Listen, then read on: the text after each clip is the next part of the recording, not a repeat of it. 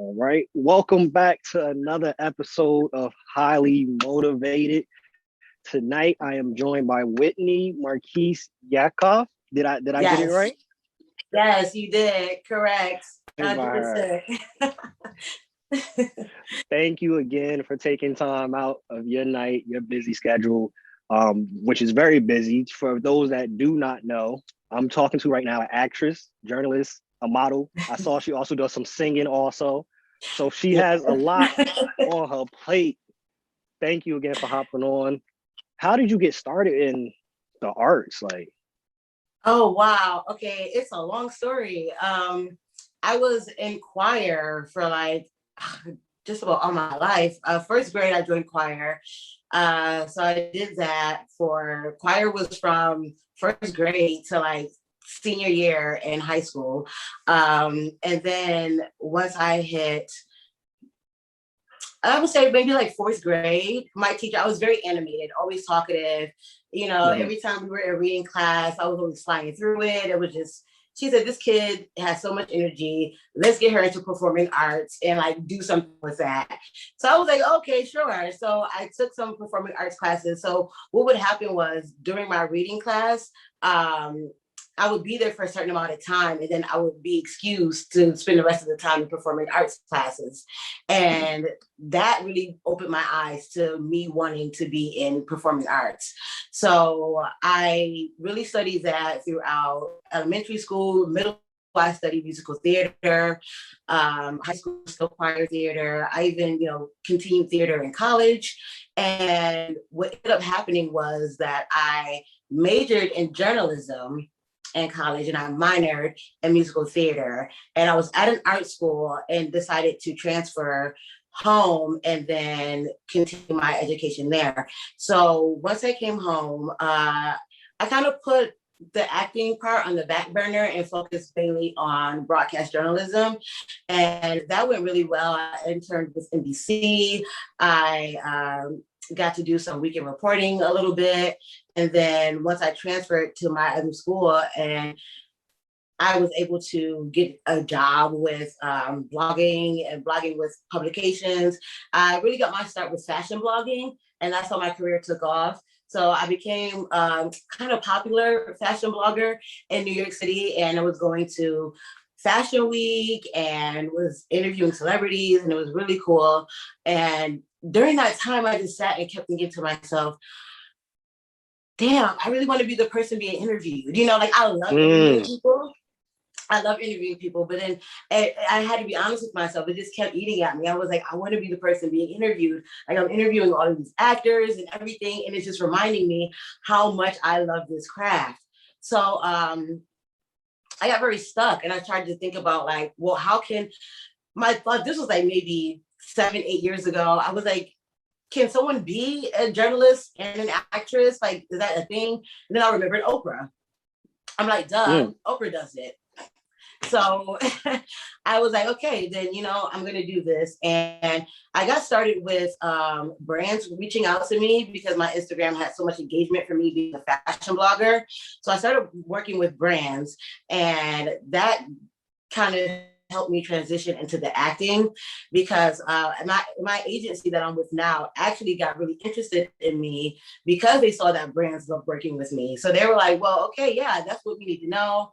You're good with remembering lines, you have confidence, you act really well. So yeah, they signed me the next day. And from then on, I've been working with brands as a commercial model. So I got signed to my agency as a model and an actress. So I've been working with brands a lot as a model through social media and social campaigns.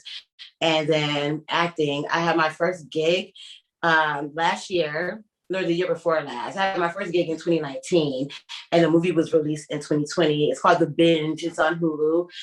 It's Vince Vaughn's first movie from being like MIA for so long. And I was the extra. I played a lead protester. Fun role, it was a fun experience. And then this past fall, I was cast as a co-star and a play called Gloria.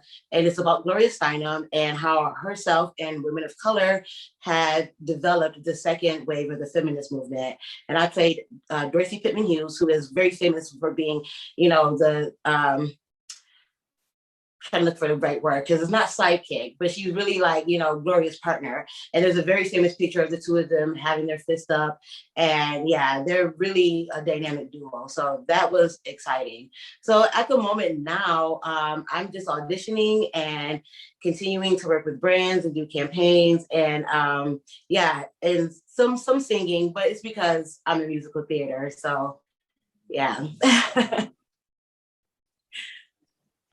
So that's great because a lot of people can realize what they actually love and don't pursue it. Mm-hmm. So for you to actually see that within that, like, hey, I'm interviewing these people. As a matter of fact, I'd like to be interviewed. So let me get into that. And shout out to Oprah for setting that example. Like, nah, you can do both. Like, you can do it. Now, you mentioned to me before we even started, you just mentioned it now, is auditioning season. For those that want to get into acting, what goes into auditioning and what makes it a good audition in your opinion? Oh, wow. So you have to prepare. I would say the best thing to do is go on websites and look for free monologues and get into them. Start memorizing them and getting into character. The first thing I ever learned about an audition is when you find one that you feel suits you, then start the character development. Who is this person? Why are they upset? Why are they sad? Why are they happy? Why? Even come up with things like, what's their favorite color? What's their favorite meal? What's their favorite movie? And then you develop it to the best of your ability, and then you take it from there. And I would say find a monologue, develop your character, and then record yourself. Like put your phone, your camera, your computer, whatever in front of you and record yourself doing it. And then critique yourself. Was it believable? And yeah, that's what you have to ask people. Okay, you have this emotion you have to portray. Was it believable? Did you believe yourself? If you didn't believe yourself, then the casting director and the people watching you may not believe you either. So those are the biggest tips I have for auditioning. Find your monologue, develop your character, and record yourself and critique yourself till you get it right. That's good. It's just asking the right questions and continue to ask the questions. And I'm sure because you watch movies, I see your Twitter. We see a lot of bad acting nowadays. It's a lot of bad acting because you could watch, it could be the greatest script, but the actor doesn't make it believable. So you're just sitting there watching like, were you really upset? Because if the acting is bad, it doesn't matter if the story is good. If the acting is bad, it's like, forget it. Definitely. Forget it. Okay, 1 second. I'm just going to plug my phone in because it's giving me the notification that it's low percentage. So I'll be right back. 2 seconds. No problem.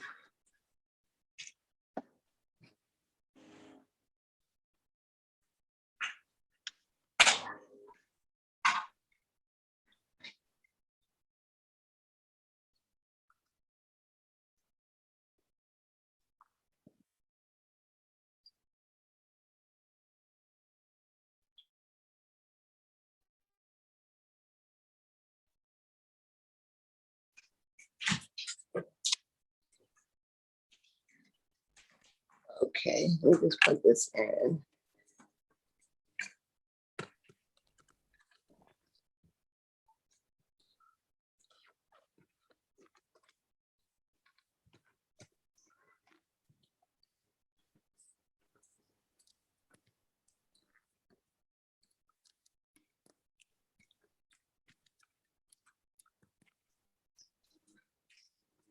All right.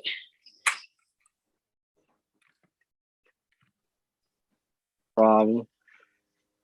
So one of the things you mentioned that helped, start everything off for you and was able to get into the acting and was the fashion blogging and the engagement for those that, because everybody wants to do it nowadays. Everybody wants to be a social media influencer. And what advice would you give to people trying to go down that path, and Ooh.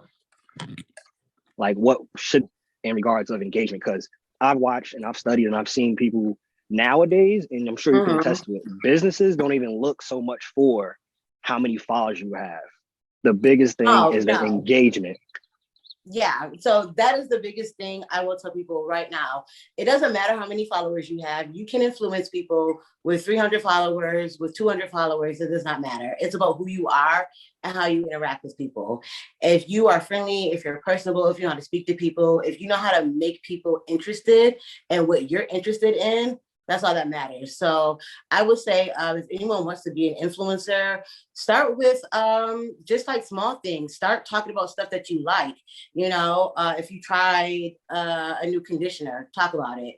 If you bought a t-shirt from a new brand that you discovered, talk about the brand. Why do you like the brand? Are they Black owned? Do they give a percentage to charities? Put that all out there. So anything that you have purchased or experienced, I would say start talking about those things on your social media, because that's what brands are looking for.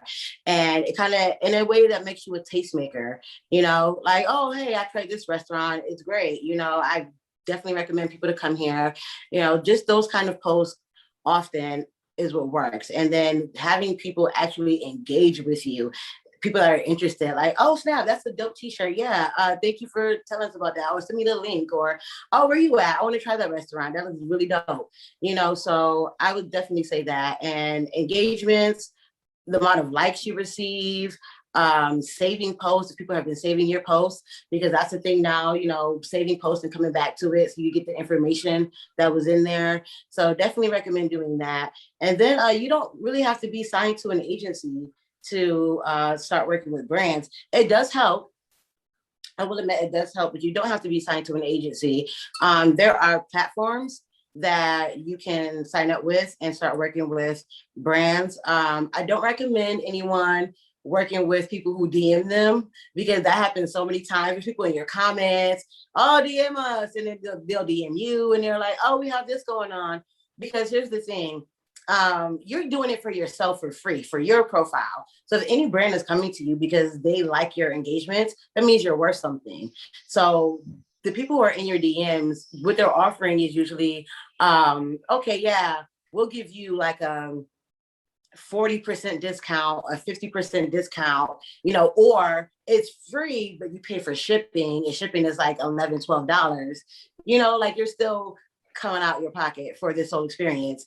And what are you really gaining at the end of the day? Because what they're offering a lot of times is, okay, we'll give you an affiliate link for you to either get a percentage of sales, or we'll give you a discount code for your followers to use. That doesn't pay anybody's bills. Me giving my followers a discount code for 20% off does not pay my bills.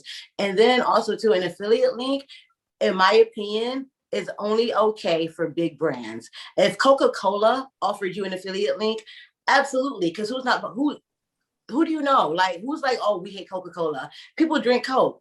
So yeah, a big brand like that, or if like Sony, offered you an affiliate link, then fine, because that's not hard to work with. You can easily, get the product posted, and people will click on that link because it's a popular brand, and all those sales will give you a percentage. And so I think of affiliate links as like stocks. You may not make money off your stock right away, but it's an investment. You're watching it grow. So that's what affiliate links are. You're watching them grow. So it doesn't make sense to ever have an affiliate link with a small brand. If a big brand offers it to you, then fine. Like Lay's offered you an affiliate link.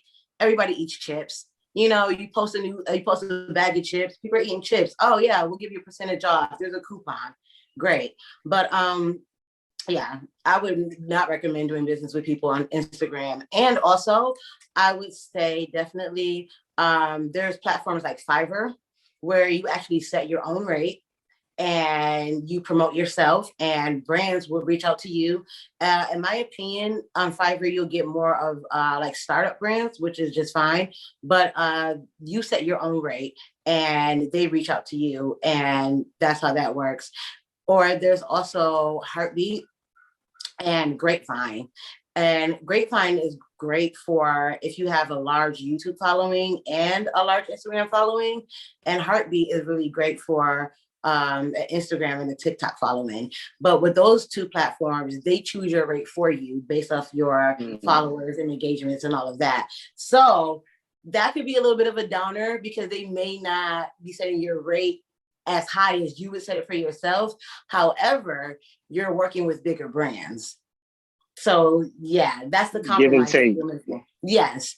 And the goal is then for you to, the more you work with brands, the more your engagement goes up, the more your followers goes up, your rate will go up as well.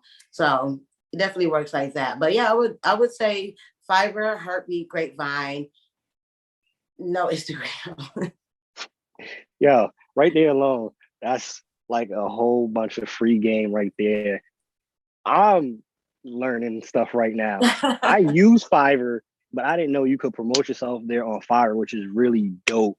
Oh yeah. I did not know that. Like, I know I use it for certain things. Like, I can't draw. So if I need something drawn, I go to Fiverr. I have somebody draw it. And that's really important because I get them all the time. My wife be getting them. I'd be like, no, that's not. Those IG DMs is not. It's not valid. And you look at the business and you looking like they got as many followers as I do. They just started. Where am I going to get funds from this? Like you said, it's not paying bills. Not paying bills. And there's nothing in it for anybody. Like, they're not offering you any money and or even exposure. Like, if this is your very first time doing this and you want the exposure, then fine. But in my opinion, the moment that somebody pays you, don't ever work for free again after that.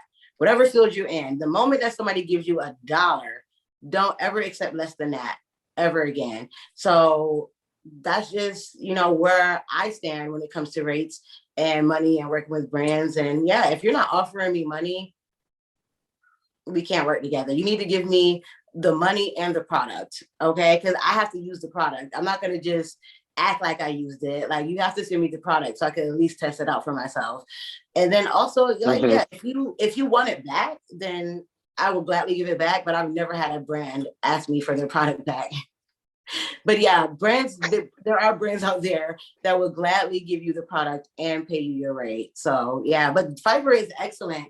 Like, my gig is currently, I will be a great brand ambassador for your brand, and people reach out and I have ratings and they're like, oh yeah, we saw you and how much are your rates? We'd love to work with you. Can we see your Instagram? They'll see my Instagram. They like the content, and it just goes through there. And Instagrams are so important because it's your profile, it's your portfolio, it's the way people can see, okay, you are who you say you are legit.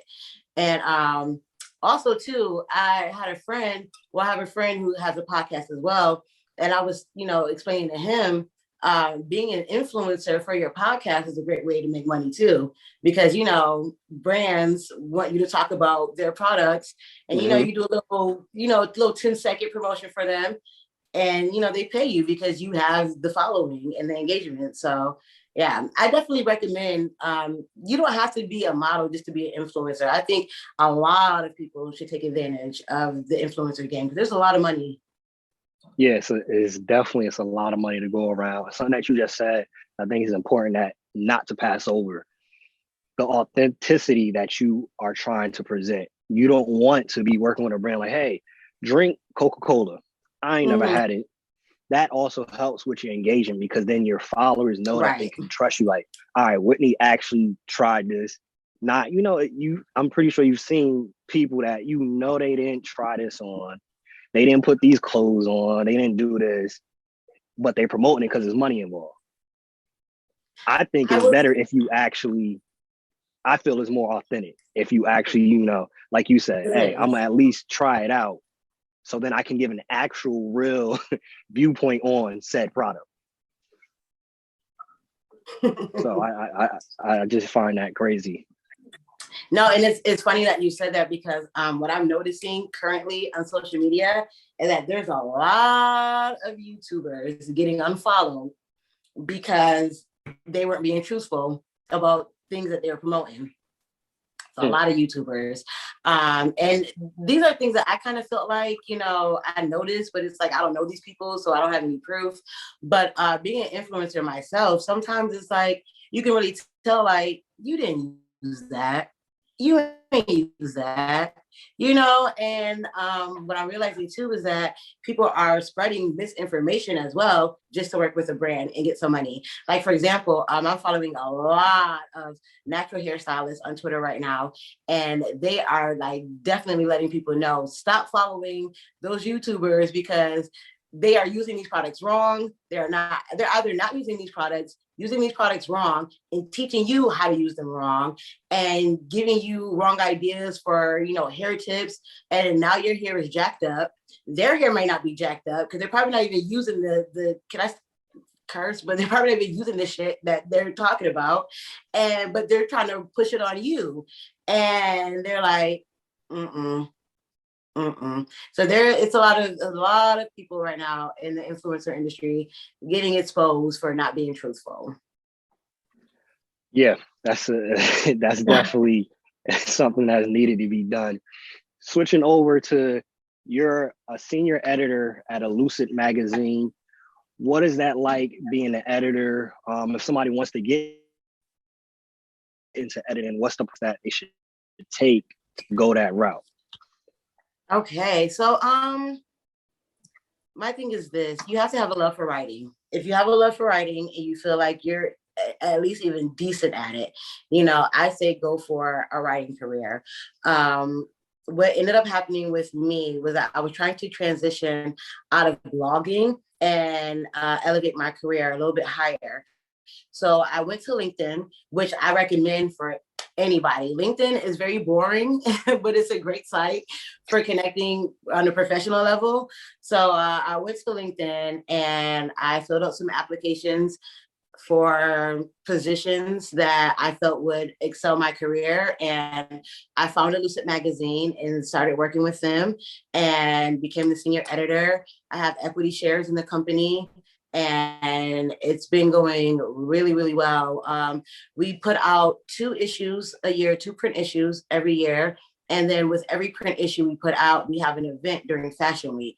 So we'll have the print issue and then we'll have the event. And the event is to celebrate the print issue, but to also educate people in the fashion industry. Like whatever you're doing in the fashion industry, if you're designing, if you're in the business end, for selling, whatever it is, it's a space for people to come and actually gain knowledge about what's new in the fashion industry and how you can, elevate your brand.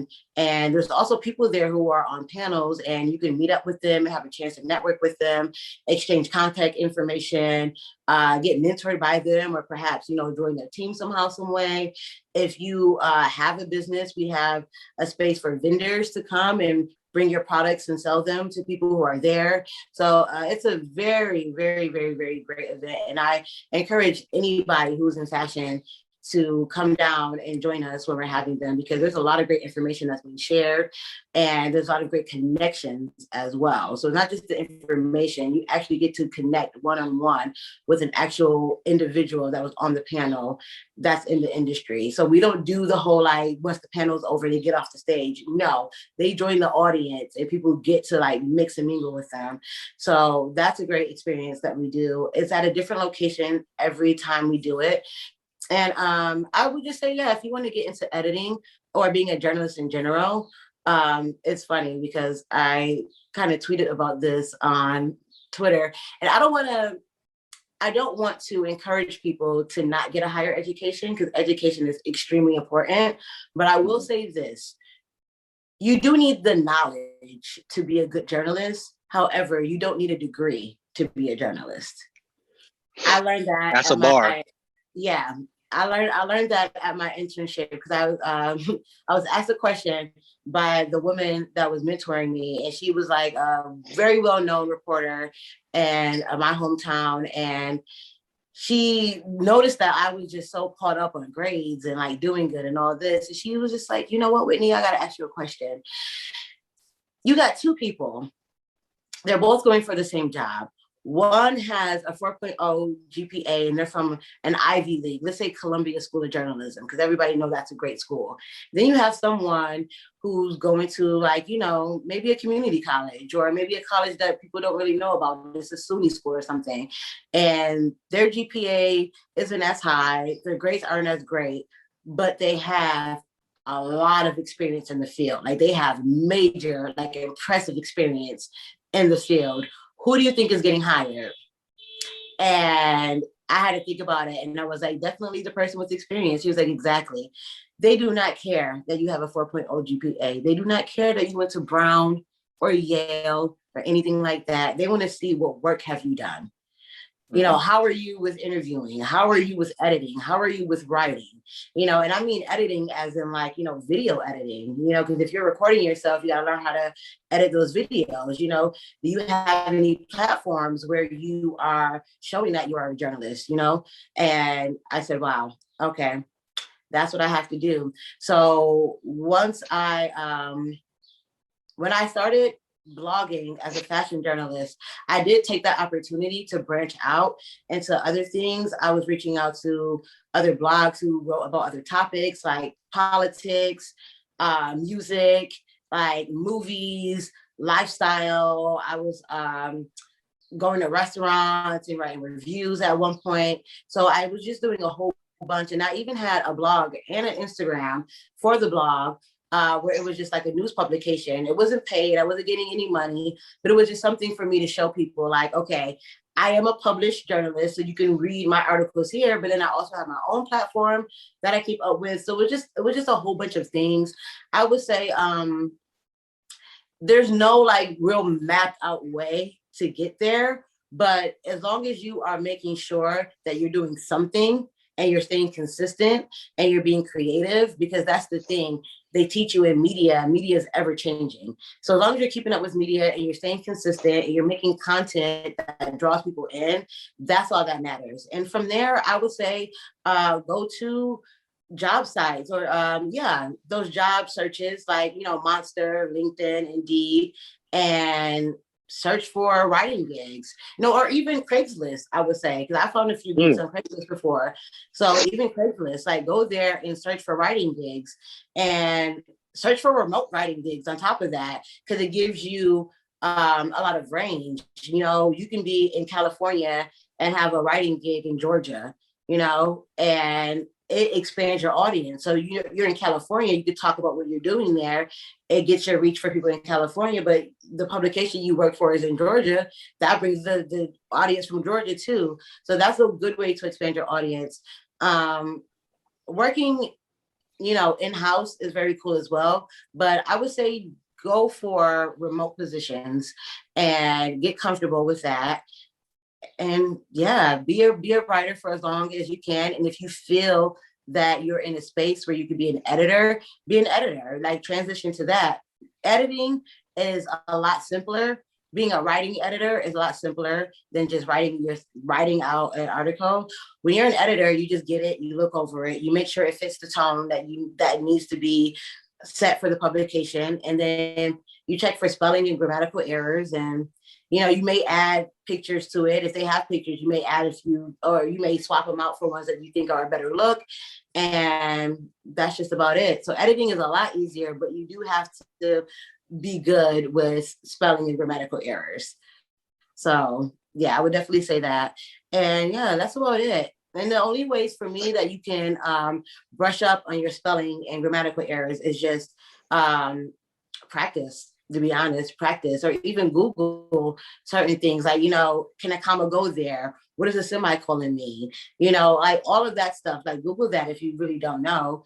And yeah, it's just really take it from there. Like write your own stuff, start editing it, Google, like, you know, search about the proper ways to edit. And then also too, there's an app called Grammarly, which is really helpful as well. So I would definitely recommend that, downloading Grammarly, using that to help you with editing, because it actually teaches you, because I've been learning too from Grammarly, like, oh, this should be hyphenated. Okay, I never knew that. So that's a great platform to use as well. That was great advice from your mentor. And what you just mentioned too is forever learning. Like no matter where you're at, no matter how high you get in your profession, in your career, it's always evolving, it's always changing. You just stay up to date with what's going on. So I think that was great. That's important. That's key. Whatever your field is, whether it's editing, acting, anything like that, Absolutely. you have to stay up to date and forever learning. Mhm. Couple more questions before we transition to with the quickness. So you also Okay. do modeling, right? Yes. What would you say, especially since you mentioned you guys Fashion Week, you talk with people that's actually in the industry. What is something that agencies are looking for when it comes to models? Uniqueness. Uniqueness. In my personal opinion, only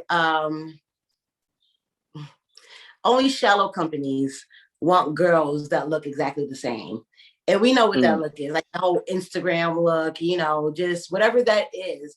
Like, I think only really the shallow companies want girls to look exactly the same. Big brands are looking for uniqueness. They're looking for, okay, are wigs in? Who's wearing their natural hair? Is makeup in?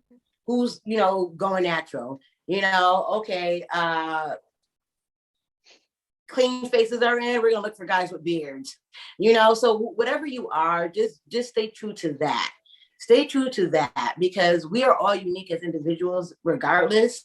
So I just think staying true to your individuality is the key because no one is you. No one can be you. And even if someone tried to copy you, they're not going to do it right. So just stick to who you are. Don't try to fit in. Don't try to get too carried away with trends. Be your authentic self and stick to that. And I know that's really hard because we look to okay, what's the standards for being cute? What's the standards for mm. being fly? We always try to get into it. And what we don't realize is that takes away from who we are and our originality. It's always good to know what's going on, what's up to date, but take that and then make it your own. Don't completely replicate it. Take it and make Mm. it your own. Design it to who you truly are as a person. And I'm telling you, that's exactly what brands like that and confidence. That is just a fundamental thing that we were all taught at one point when we were younger, and then we get older, and Mm-hmm. life, social media, all that twists our perspective. But we've been told that from little kids, just be you. Being you is Just be enough. you.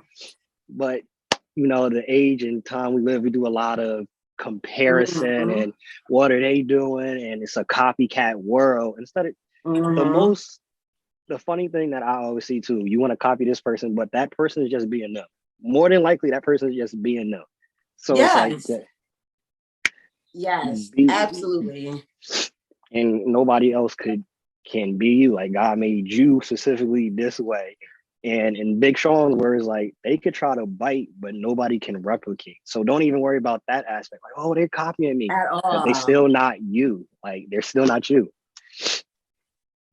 For It you, is not going to look right. Even if people are enjoying it for the time being, it's not going to look right because they're going to get to the place where they're like, okay, let me go back and check what this person is doing, and that's where you mess up. You're constantly copying this person. You get to a point where you hit a wall, you don't even know what to do. You got to go back and try to figure out, okay, what you doing now, and keep copying, and it'll get to a point where it's going to look unauthentic to people because we can tell. We can yep, tell. Yeah, you know what I mean. Like we can tell when shit is a little off or ain't truthful or just So that shines through more than people think. Like it really does. So just being yourself is definitely the key. And again, yeah, it's so cliche because we always get told that. But then, yeah, you get on YouTube, you get on social media, and you see okay, this is the look, this is the trend, this is the way, and you just go for it completely. And it's like, nah, you're losing yourself.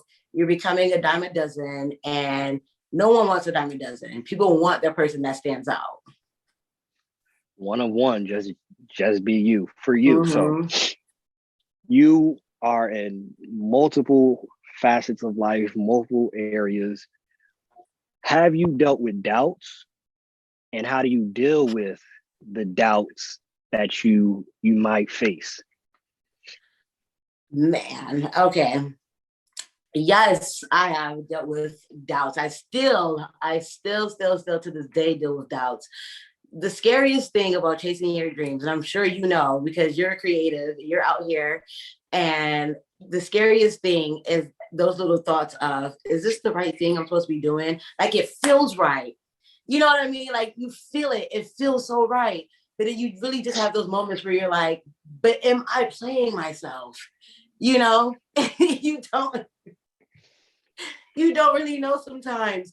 And then the thing that assures you is that when you keep going and you don't quit and you have those moments where someone wants to book you, someone wants to work with you, someone's excited about being a guest on your show, you know, you're getting engagements, you're getting like all this stuff that's making you realize, okay, I'm on the right track.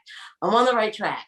You know, so my advice is, yes, when you have doubts, just don't quit, because when you quit, that's when you actually lose. That's the only time that you lose. Like I had a conversation when I was in the city. That was like the weekend before last, and the city is such a charismatic place. I was just walking to the corner store from my hotel, and this guy had stopped me. It was an older gentleman. He was drinking a cup of tea outside of the corner store, and he was like, "Oh, hey, how you doing?" And I was like, "Oh, hi." Because I'm very talkative. You know, I talk to strangers. I'm a New Yorker. And he was like, "You got a minute?"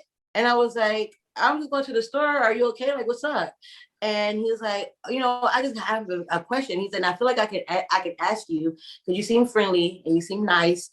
And I was like, "Okay, sure. What's the question?" And he says, "Okay, what if I told you that you only have a 2% chance at being successful?" And I thought to myself, I was like, yeah. I thought to myself, he was like, what if you only had a 2% chance to be successful and like a 98% chance to be a failure? How would you feel? Would you still pursue your dreams or would you just give up?" So, hey, listen, I don't know who believes That's in a God, but like I felt like that was nothing but God. I felt like that that's was a nothing but great God. great question, and that's all facts. That was that was God for sure. Because it was so random. I don't know this man. I'm going to the corner store. You know what I mean? Like, what? So I got very excited because I mean, that's where I live. So I was like, listen, I've had so many failures. It's ridiculous. But I told him, I said, you know what? Maybe I'm insane, but I believe that you have to keep going because you only lose if you accept the failure. You only lose if you accept the failure.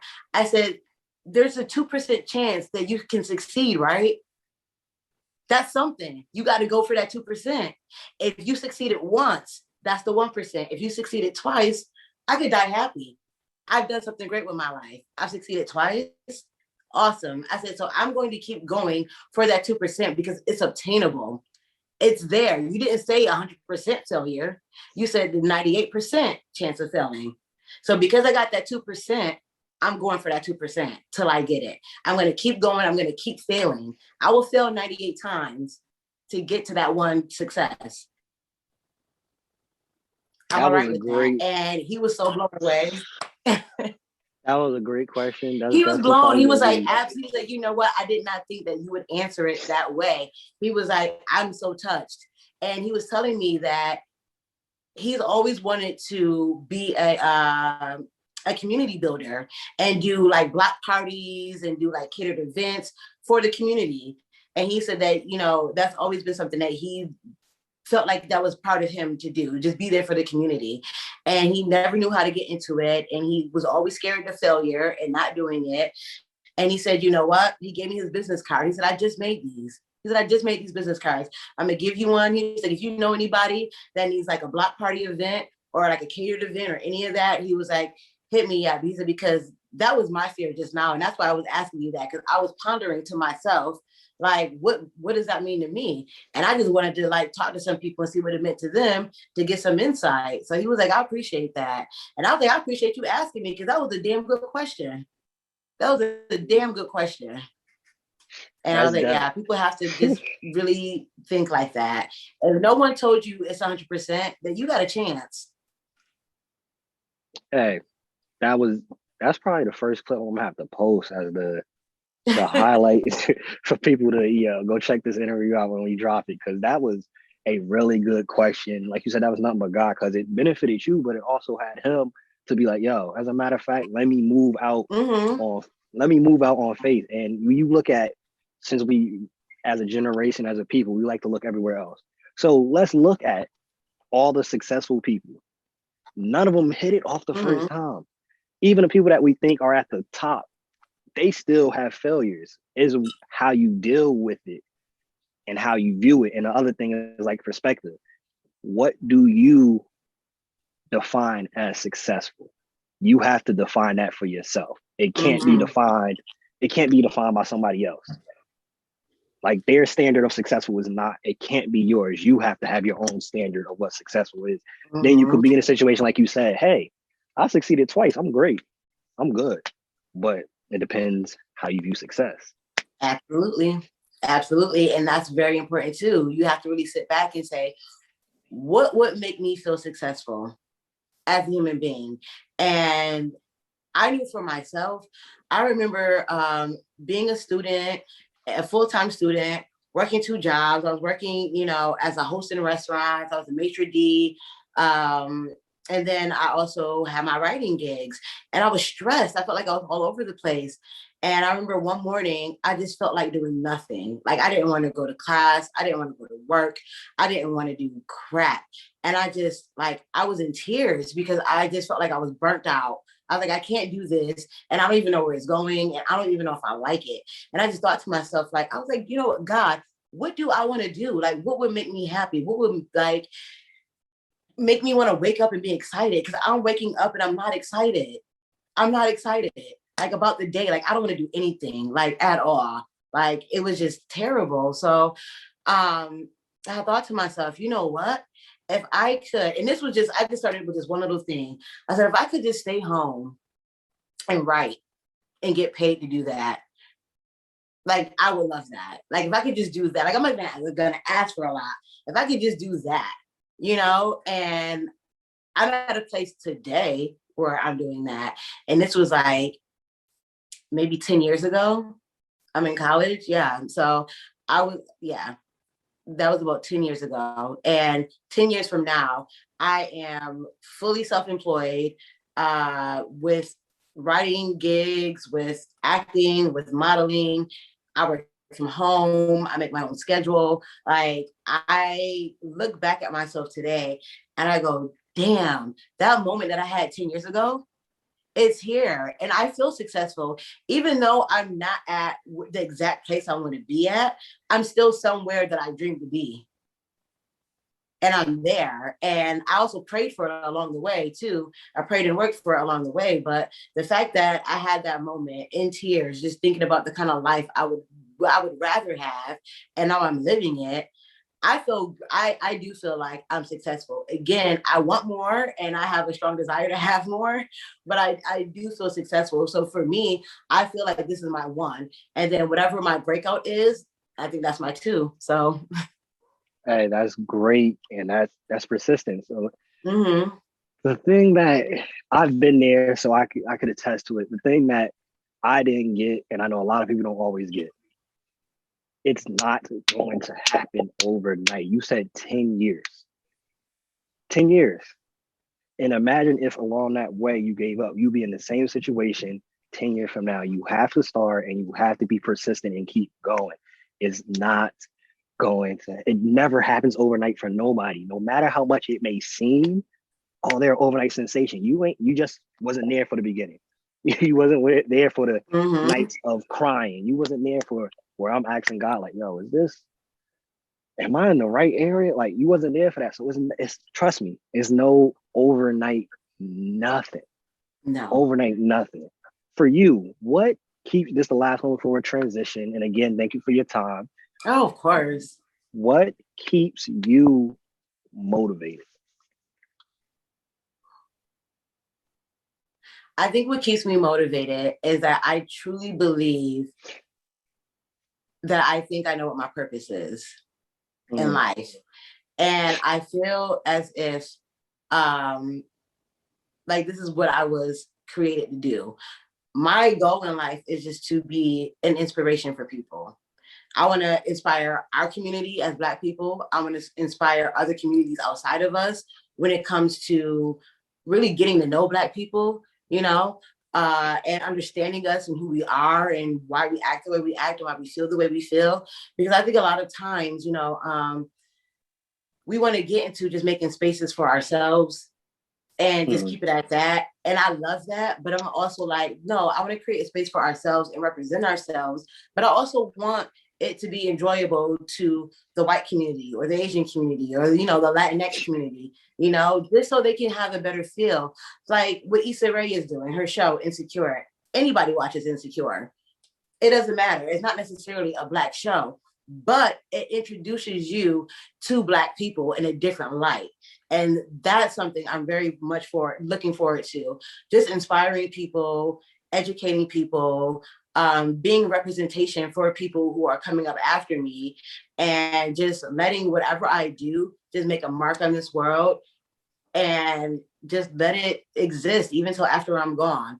And I really feel like I don't know exactly what the thing is that's going to get me there just yet, but I know it's something, and I know I'm created for whatever this thing is, and that's what keeps me motivated. That's what keeps me motivated. Like I know for a fact that like God has me in a position to be in that space to just try to make the world a better place. To be honest. When you know what you're called to do, it makes everything easier. You feel me? You can now, you don't have to be focused on what you see because you know, hey, God has called me to this. I don't know how it's gonna happen. Like you said, I don't know how it's gonna happen. I don't know exactly what it is, but he said this is what you're here for. All right, bet. Sit back, enjoy the ride, do your part. And that's what you've been doing. I already know it's gonna be nothing but further blessings and more coming to you. Thank you. It's just a matter of time. Just you doing what you're doing, being consistent and putting in the work. That's the other thing. Last thing I'll say before you transition. You can't just pray and wish, even if you don't believe in God, whatever you do, you can't just ask or have affirmations. You still have to do the work.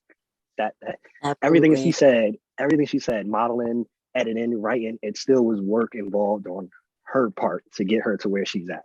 So please, listeners, viewers, keep that in mind. You have to still do the work. Do the work. Meet God halfway. Ask God for what you want specifically and meet him halfway. You got to do both. You have to facts do both. Right there. That's all facts. Transitioning to with the quickness, just a couple quick rapid fire questions. What's in your musical rotation? Ooh, right now? Right now.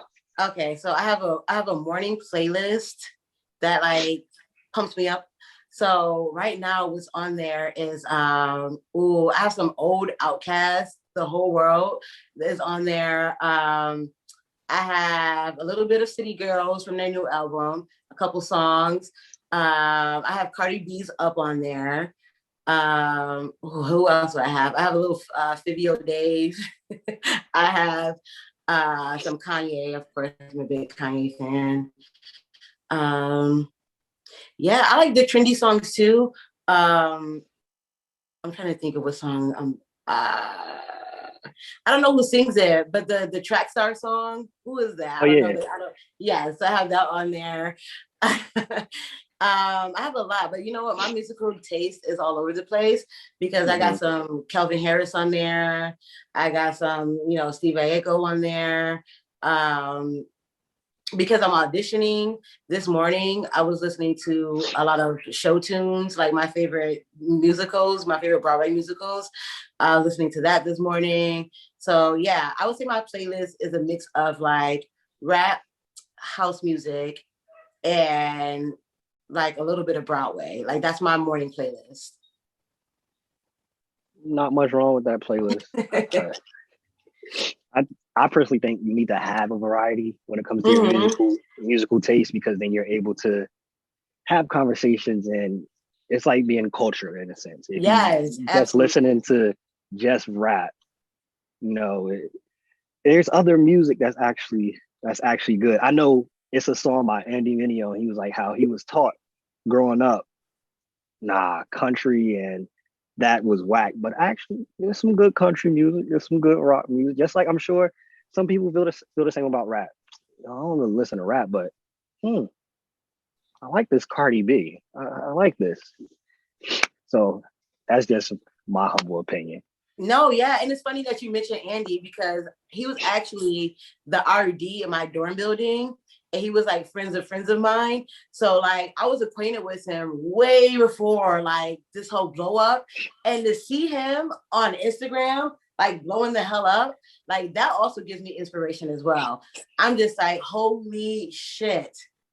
Holy shit. I'm Yo, blown. I'm excited. I'm excited for him. I'm excited for life. I was like, this is such a great time for him. And I just wish him more luck, more success, more blessings, more everything. Like, so proud of that guy. yo, that's dope that you knew what I was talking about because that's my guy. Andy Mineo Yeah, is I know that because what happened was I'm still friends with a friend. His name is Jeff. He lived in the same dorm I lived in at Hunter College. I went to Hunter College, but the dorm was on City College campus in Harlem. And yeah, like I'm still friends with a friend that knows him. And he was playing like a little bit of his stuff. And I'm like, okay, Andy's putting out music. This is nice. Okay, cool. And then people that I engage with on social media were playing like coming in hot, like it was in their stories. And I'm just like, because like when you have a friend or you know somebody, because I can't really say Andy and I are friends, but I was acquainted with him at that time because he was my RD. But when you know somebody and they have music, I feel like their support system is who's listening. Friends, family, mm, etc. And it's kind of within that little box. But to see people that you don't know really, you just know them through social media, like listening to someone's music, it's like, oh wow, that's a big deal. And then seeing like celebrities play his music, like he's blowing up. It's so yeah. exciting. I think it was last month. I saw Kim Kardashian had come in hot in the background. Yes, I was like, oh snap. Kim Kardashian got yes. so it's lit. I know. Then he put out the video. I'm like, I know he turned right now. Like I know he was like, that's what the fuck? that's a whole nother level right there. What is Crazy. I saw you post some food today. You post food here and there, and what you posted looked really good. That's why I said I clicked on the account to see where this was at. What's your go-to meal? My go-to meal, Go-to meal just in life. in life. Hey, if I know I can make this tonight, I need to eat this. What's your go-to meal? I'm very simple. I love, and maybe I can eat this every day. I don't know, but I love a really good, well cooked and seasoned piece of salmon. Mm, Yes. Oh my gosh, salmon, mashed potatoes, asparagus. healthy. Yeah. That's a good meal. That's a good meal right there. Top five for you, your personal top five actors slash actresses. If you had to pick your favorite five, your top five. Okay. Should I do 5 actors and 5 actresses, or are they all Yeah, in the you same could list? you could break it up. You could keep it in one, however you want to do it. Okay. All right. All right. This might be hard. Okay. Because in your other podcast, you guys were not playing fair, asking about, what was it? With Daniel Daniel, Kaluuya, with Daniel and Lakeith. Lakeith Stanfield, and then John David Washington. You guys were that was so rude. That was so rude. But let me see. I have always been like old school. Old school. I've always been a big fan of Tom Hanks and Dustin Hoffman. Uh, and today I am obsessed with, of course, Regina King, Lakeith Stanfield, Daniel Kaluuya, the girl who plays Daniel's wife and Judas and the Black Messiah. Her name is Dominique Fishback. I first discovered her on a show called The Deuce, and she Mm-hmm. played a young prostitute back in the 70s in Manhattan. And I really enjoyed watching her career from that, and then seeing her in that movie with Jamie Foxx. It's called Power. Is it called Power? I believe Yeah, I I did believe see so. it. Yeah. Okay, and then yeah, okay, and then seeing her in Judas and the Black Messiah, she gave me chills. She she killed it. She gave me chills.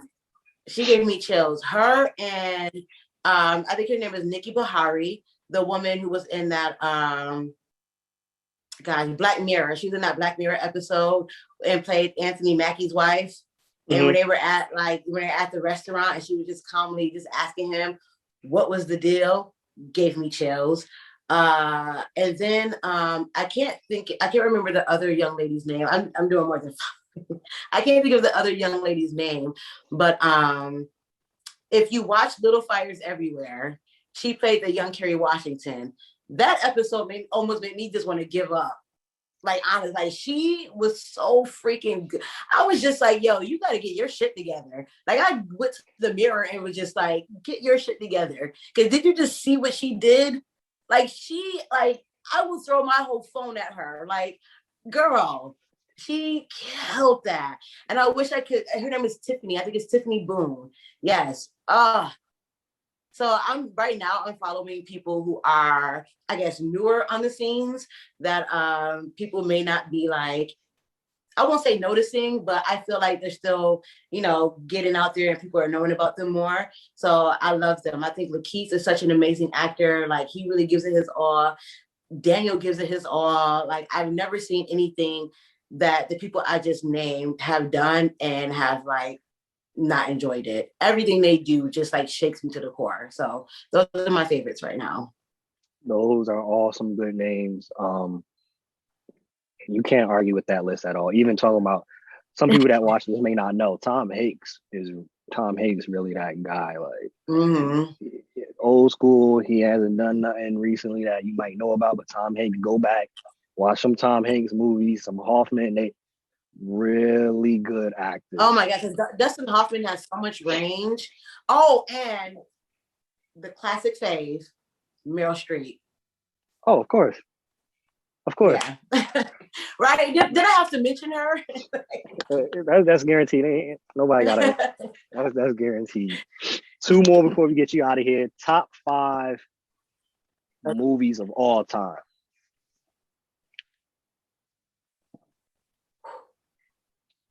Okay. So it could Forrest be Gump. old school, new, top 5 all time. Yes. Okay. So Forrest Gump is one of my favorite films simply because I just love the story that it's such a success story. Like, it doesn't matter what your circumstances are, you can make it. Like, I love that film because he was, deemed to be an idiot, really, and he was a millionaire. He was an all-American football player. He was a business owner, a college graduate, famous athlete because of the running. But yeah, so I would say definitely Forrest Gump. Um, there's a movie that Dustin Hoffman did, and I don't know the name of it. I would have to Google it. But that was one of my favorite movies too. Blown Away. He played a single dad getting custody of his child. Mm. And this was an old movie. And that was the first time ever that a single father being in that, sort of role that you usually see mothers in, that was the first time they ever portrayed a single father taking care of his kids. And I just thought it was brilliant. I think he got a lot of backlash from it, back in that time, but I think it's a brilliant film. If who's watching this, Google the film with Dustin Hoffman being a single father. That's a wonderful movie. The Truman Show. I like that with Jim Carrey because he's also one of my favorite actors. The Truman Show is a Jim Carrey film. Very, very good. He's he's living in a reality show. Like, his whole life is a reality show, and everybody is in on it but him. Very good Really movie. good movie. Yeah. Have you seen it? Oh yeah, definitely. Yeah. Truman Show. And let me see, Harlem Nights, because that's never not funny. So yeah, let me see. Harlem Nights. I would say Last Dragon because that's one of the movies that me and my sisters quote to this day. Like, we call each other, like we address each other as my man because of that scene. Hey, my man. Like we are like we're ridiculous. But so yeah, Last Dragon, Harlem Nights. Let me see. There was a movie that Keith was in called oh, Sorry to Bother You. That was a really great film. Like I love watching it. Sorry to Bother You, Last Black Man in San Francisco. Oh, another favorite actor. Jonathan something. He's the lead in Lovecraft Country. Okay, I know you're talking about. He plays the I know lead you're role talking in about. Lovecraft. He plays Atticus in Lovecraft Country. Yes. So I love him. I think his name is Jonathan. I can't remember his last name. And he's in a film called Last Black Man in San Francisco. Excellent film. It's an indie film, but it's very, very good. Hmm. Well, I And mean, you Judas and the got Black five right Messiah. there. I feel like I would watch that a few more times. That was such a good film. So yeah, there we go. Yeah, no, Judas and the Black Messiah was good on so many levels and informative for Oh people my God. that didn't know. Like, I know what was portrayed was the Black Panther movement was really in one area. It was never talked about Chicago and that chapter. So great movie. Check it out if you haven't seen it already. Check it Last out. question before we get you out of here. And again, we thank you for taking time. Five people, dead or alive, Okay. you like to have a meal with.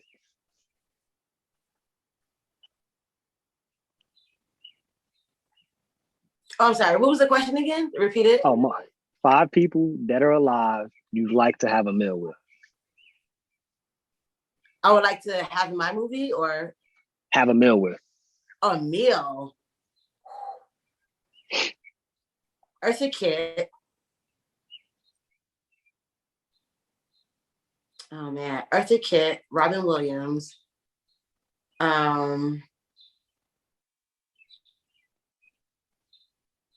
Jay-Z. Eartha Kitt, Robin Williams, Jay-Z. Rihanna. Let me think. Okay, I said Eartha Kitt, Jay-Z, Rihanna. That's two more. Let me think. Issa Rae. Definitely Issa Rae. And I'm trying to think of someone else. There's so many people I admire. I'm like, whose brain would I pick? Are you keeping Robin Williams at the table? Regina King, because she's doing so much stuff right now that I would just love to be a part of. Like she's so amazing to me. Oh my gosh! Like to see where she's come from, like 227 to like she's like fucking running Hollywood in my opinion. Like everyone wants a piece of Regina King, like everyone. And then her directing, The Last Night in Miami, which was an incredible film. Or what was it? Yeah, it's called The Last Night in Miami, right? Yeah. Oh gosh, it was so good. And then the actors in that too. I don't know anyone's name. I don't know anyone besides Otis Hodge and Leslie Odom, but that whole cast was fire. Like she really did her thing with that. Like you couldn't tell me the guy playing Muhammad Ali was it Muhammad Ali. Like you said, the biggest thing too with acting is making it believable. And Regina King is hands down. That's great. There. Yeah, right. She's so excellent. And then her just being a voiceover, like on one of the biggest shows that we love still to this day, you know, and then just like there's so many like she's done so much that we still hang on to today. So I love her. For sure. Again, thank you for hopping on this with me. Highly motivated. If y'all not paying attention, I don't know how you don't get anything out of this. It's a lot of stuff in here that can inspire you, that can motivate you to keep going. You already know the vibes. It's not about the end goal, it's about the process and the journey. Highly Absolutely. motivated, highly motivated. Peace. Peace. Thank you so much.